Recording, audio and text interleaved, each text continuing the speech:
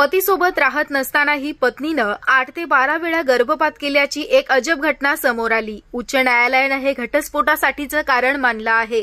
पती पत्नीमधील समेटाचा मार्ग बंद झाल्यानं न्यायालयानं पतीची याचिका मान्य करून घटस्फोट मंजूर केला।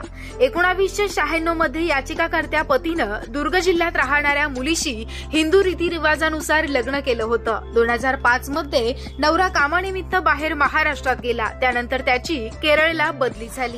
2006 मध्ये मुलीचा जन्म झाला। दरम्यान पत्नी दुसऱ्या पुरुषाच्या संपर्कात आली आणि पतीसोबत नसतानाही पत्नीनं 8 ते 12 वेळा गर्भपात केला। प्रत्येक वेळी पतीऐवजी तिचा प्रियकर रुग्णालयामध्ये तिच्यासोबत राहिला। असं असून देखील पतीनं तडजोड केली आणि तिला सोबत ठेवण्यास तयार झाला, परंतु पत्नीनं दुसऱ्या पुरुषाशी संपर्क कायम ठेवला। पतीनं घटस्फोटासाठी दुर्ग कौटुंबिक न्यायालयात अर्ज केला, मात्र तोंडी पुराव्याच्या आधारे पतीचा अर्ज फेटाळण्यात आला। यावर पतीनं उच्च न्यायालयात याचिका दाखल केली। न्यायमूर्ती गौतम भादुरी आणि न्यायमूर्ती रजनी दुबे यांच्या डीव्हीमध्ये या प्रकरणाची सुनावणी झाली। सुनावणी दरम्यान न्यायालयानं पत्नीचा 8 ते 12 गर्भपात झाल्याचा वैद्यकीय अहवाल, पतीचा भाऊ आणि तिच्या मोलकरणीचे जबाब हे ठोस पुरावे मानले आणि पतीची घटस्फोटाची याचिका मान्य केली।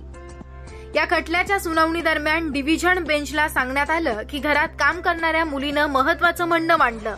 मुलीनं आपल्या निवेदनात म्हटलंय की एकदा रात्री एक माणूस मॅडम सोबत आला होता। त्यांनी मला व्हरांड्यात झोपायला सांगितलं आणि दोघांनीही आत जाऊन दार बंद केलं। अर्जदाराच्या भावाचं म्हणणं देखील महत्वाचं होतं। त्यांनी आपल्या निवेदनात म्हटलं की वहिनी केरळहून येत होती, म्हणून मी तिला घेण्यासाठी रात्री 12 वाजता स्टेशनवर गेलो, पण तेथे मला दिसलं की वहिनी दुसऱ्या व्यक्तीसोबत जात होती। मी त्यांचा पाठलाग केला। घरी पोहोचताच दोघे एका रूममध्ये गेले।